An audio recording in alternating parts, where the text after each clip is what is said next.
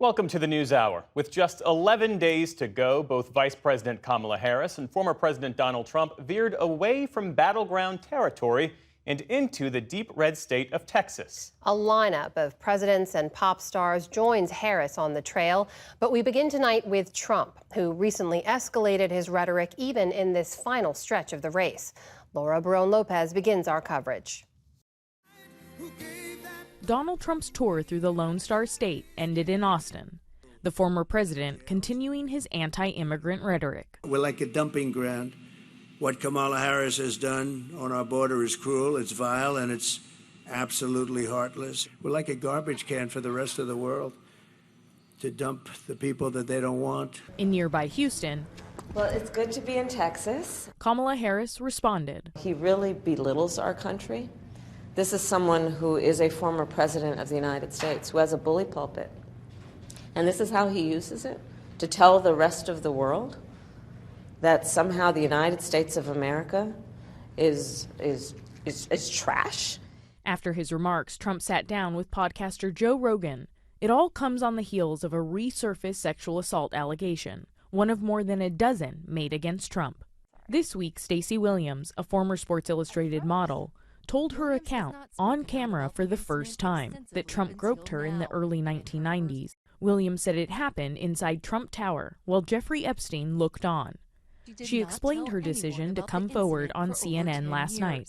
I felt a wave of shame, and I just couldn't think about it, face it, talk about it for a very long time. I put it in a little box inside of me, turned the key, locked it. The Trump campaign denied the allegations, calling them fake.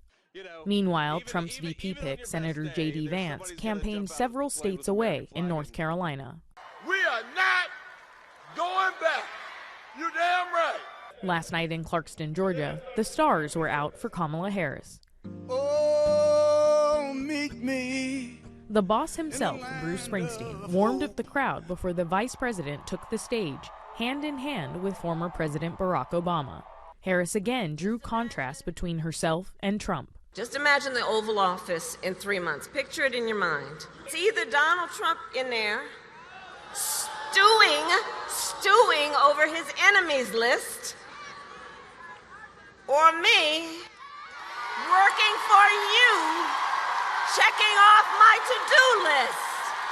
Outside the rally, Georgia voters agreed. Decency is on the ballot. She stands for morals. I just can't see myself voting for someone who does not, is not a good representation of morality for my children. The only thing that he knows is to lash out and deflect and call her names because he has no policy. Harris's running mate, Governor Tim Walz, spent his day appealing to voters in a critical swing state, Pennsylvania. Harris and Walz are riding the momentum of the campaign's latest fundraising haul.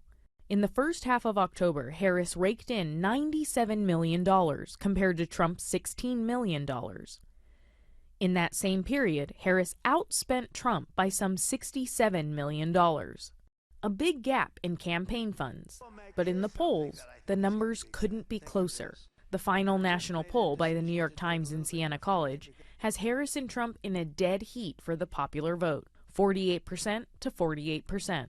Tonight, Trump heads to Battleground, Michigan for a rally in Traverse City, and Harris stays in Houston, where she'll highlight her policies on reproductive rights and join forces with perhaps the most famous Texan of all time, Beyoncé.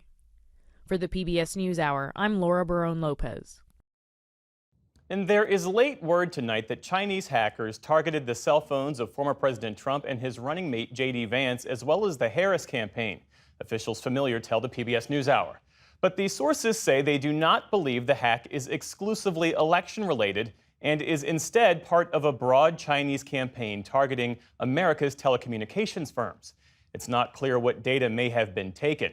For its part, the Chinese embassy called this disinformation and malicious speculation.